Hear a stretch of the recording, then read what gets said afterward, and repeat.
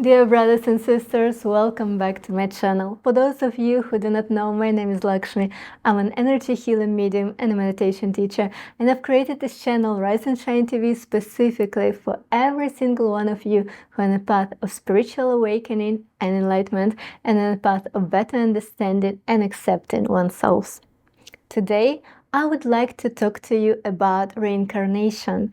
What is actually reincarnating, and do we have a soul? But before we start, please click a like button and subscribe to this channel to stay up to date with all our latest videos, classes, and meditations. Reincarnation is a very interesting topic and has a lot of mystery to it. So without any further ado, let's dive in straight into the topic and try to understand together what actually reincarnates, and do we have a soul which lives multiple lives. To begin with, I want to say that I was such a believer in soul and reincarnation of the soul. I read so many books, listened to so many gurus, and with most certainty I would fight anyone who will tell me otherwise. But then I discovered the Gene Keys teachings, and in the description of a few of its Gene Keys, it was said that soul doesn't reincarnate, and it's just a concept created to diminish our fear of death. And once I read it, I immediately rebelled. What a nonsense! For sure we have a soul, and it lives forever, right? It took me some time to sit with those words, and something clicked in me, and I cannot explain it, but I felt the truth behind those words, and I started to contemplate it, and all I saw was the fear indeed.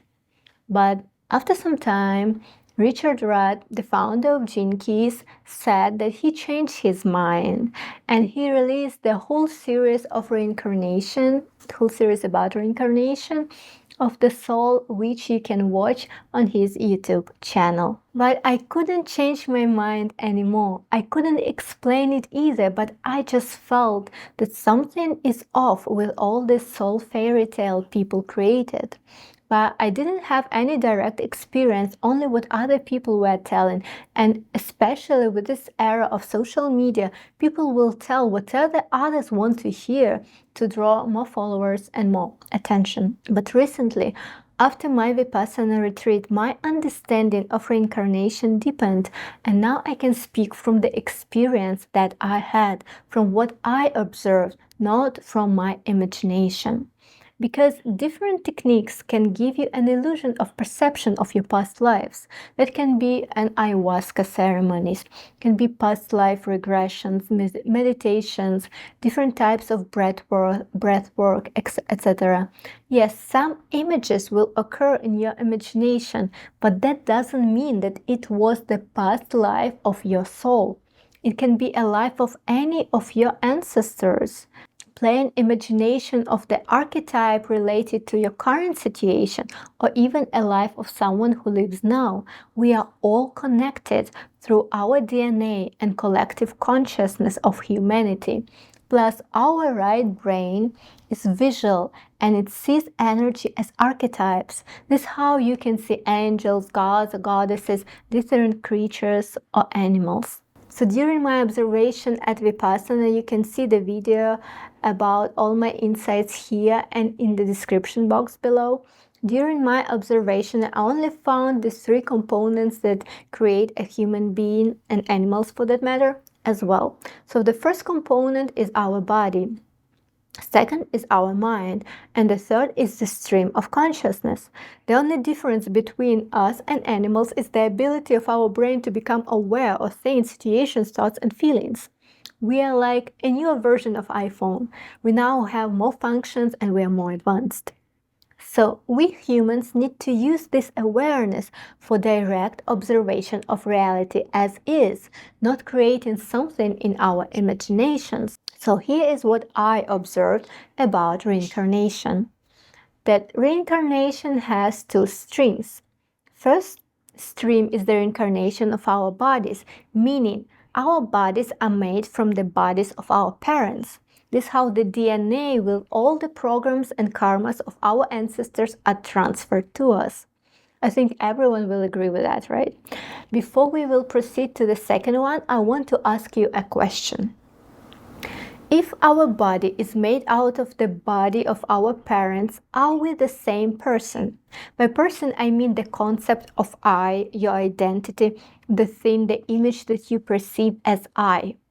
Is it the same, or you and your parents are two different human beings, or you are a continuation of a same being? While you're thinking, let's continue. So then there is a second component that reincarnates. That's the underlying stream of consciousness which carries all the karmas and all the memories of this life. The biggest karma gets created at the moment of your death, a huge release of energy that pushes your consciousness out of your body together with all your accumulated karma and all your memories. Some people are experiencing this during the life, the out-of-body experience, as you call it. So this is why it's so important to die peacefully. We have to start learning the art of dying, but that's the topic of the whole another video. So this huge wave of energy pushes your consciousness out of your body and gets reincarnated in another body. It gives life to another body.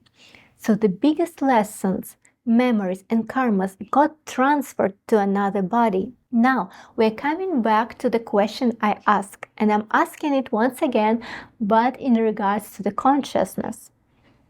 If you were created from the consciousness of another being, are you a continuation of the same being or a completely new being with a new body and a new mind? So here we have new body, new mind, but same consciousness. And with my first question, we had new consciousness, new mind, but kind of the same body. These both are an open questions and you can decide for yourself. I guess there won't be any right or wrong answer in here. But what was important for me is the understanding how deeply we are interconnected, sharing our bodies and sharing our consciousness. Humanity is truly just one vast being, and we are responsible for each other. Whatever karma I'll accumulate in this lifetime will be transferred to at least two other human beings through my body if I'll decide to have children, and through my consciousness after my death. And if I won't work on myself and clear as many karmas as I can within this lifetime, someone else will have to do it for me. They will inherit all my karmas. So you see that we are all in this together, and what actually reincarnates is karma itself. But of course, from a fear-based mentality, it's easier to say that I have a soul and which will be living the next life with all my karma, so I need to work on it not to suffer in the next life. So egoistic. But the truth is, ego doesn't survive death. There is no I or my or mine after death. So there is no my soul. Maybe my consciousness will get an upgrade sometimes and I'll be not an iPhone 14, for example, but iPhone 20, and I will see the fourth component which people can call the soul. But even then, believe me, it will be shared through the humanity. For now, what we call soul, I only see as another energy body of a human being. So where this feeling of I, my, and mine comes from, this image, this identity, this feeling of separation from others, it's simply a byproduct of the connection of sensations in your body with your mind. I talked about this in my previous video, and the pleasant or unpleasant sensations of your body, once are realized by your mind, become a self-programming mechanism. For example, you eat an ice cream, you feel a pleasant sensation, then comes a thought to your mind, oh, pleasant, I like ice cream. Just in front of your eyes, this I was born. Now you start repeating it. I like ice cream, I like ice cream, and it becomes just one more piece of your identity. Now you're a person who likes ice cream. Hope this video will inspire you to think more about the reincarnation and try to observe it from your personal experience, not listening to the fairy tales which other people are telling you. Always ask questions. Be curious like a child. Always listen. But have this inner filter installed so you can distill the truth which resonates with your heart. In the end, the nature of reality is such that whatever you believe in will become a truth for you. I wish you all a week full of abundance, love, and joy. And see you all next week on our channel Rise and Shine TV. With love and gratitude, your Lakshmi.